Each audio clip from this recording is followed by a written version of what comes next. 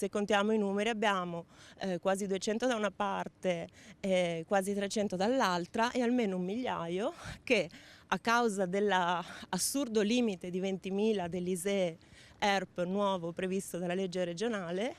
perderanno comunque anche loro il diritto ed è una botta tremenda. I numeri sono persone, o meglio famiglie, rischiano di restare senza casa per via della nuova legge regionale varata nei mesi scorsi, così secondo previsione del sindacato dell'Unione Inquilini del Veneziano, legge che ha abbassato l'indicatore della situazione economica, il famoso ISEE. Siamo passati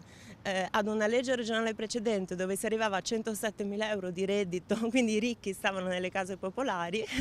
e adesso siamo ai 20.000 e quindi un nucleo normale non rientra più e il nucleo normale parlo di un monoreddito a 1.200 con magari però il figlio a carico e quindi insomma è un'assurdità questa cosa. Situazione gravissima per il sindacato, cui va ad aggiungersi anche quella delle famiglie con contratto 4+4, che a causa della crisi sono precipitate in fascia sociale e quindi non sono più in grado di pagare l'affitto. E questi sono nel limbo perché il contratto non può essere rinnovato perché ovviamente se io prendo 600 euro di pensione e ho 500 di affitto, la legge mi proibisce, non è un affitto iniquo e viceversa però non hanno diritto alla immediata assegnazione della fascia ERP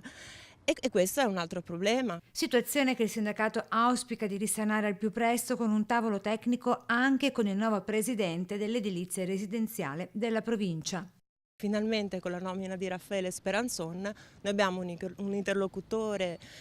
con cui c'è un rapporto pregresso di lunga collaborazione e Speranzon ha veramente un ruolo chiave in questa svolta dell'edilizia residenziale pubblica a cavallo della nuova legge.